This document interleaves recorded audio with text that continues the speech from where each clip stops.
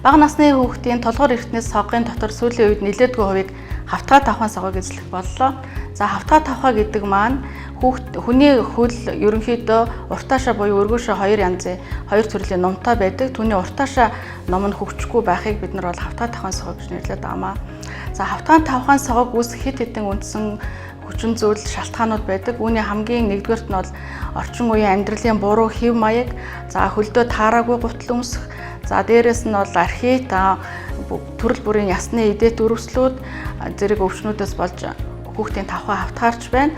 За 0-оос 2 настайд бол хүүхдийн тавхай хавтгай байхыг ерөнхийдөө бид нар бол хэвийн үзэгдэл гэж үздэг. За 2 наснаас дээш хүүхдийн тавхайд ном үүсч хөгжихгүй байхыг бид нар бол эмгэг гэж үздэг юм байна.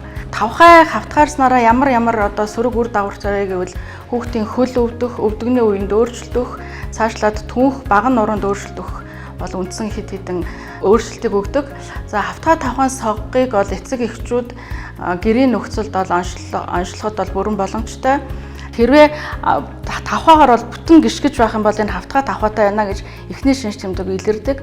Араас нь харахад хүүхэд бүтэн хөлөөрөө одоо газар гიშгэж идэг. Бүтэн хөлөөрөө газар гიშгэж байх юм бол энэ ном бол хавтгай байна гэсэн бол эхний шинж тэмдэг эцэг эхчүүд төрөх ёстой. Хэвийн хөл бол дундуураа бол хотойсон тийм нумтай гიშгэлт бол үүсэж идэг. Хүүхдийг бол аль болох чөлөөтэй хол гүйлгэх, үсрэх, хариалгах энэ үйл ажиллагааг нь бол эцэг эхчүүд бол дэмжиж явах хэрэгтэй. Ялангуяа одоо орчин үеийн амьдралын хэв маягт хэтэрхий их автснаас хүүхдүүд бол ер нь паркетын шал тэгээд хевсэн дээр дандаа хөл нүцгэн явдаг. За энэ хөл нүцгэн явснаас болоод ном хавтгаарах одоо ийм шинжтэй байдаг учраас ихэнх цагийг хүүхд гэр орныхоо нөхцөлд өнгөрөөдөг. Гэр орныхоо нөхцөлд өнгөрөхдөө хүүхдтэй зөв ултай, зуу заатай тийм нумтай гутлыг бол гэрт нь бол байнга өмсгөж явах шаардлагатай.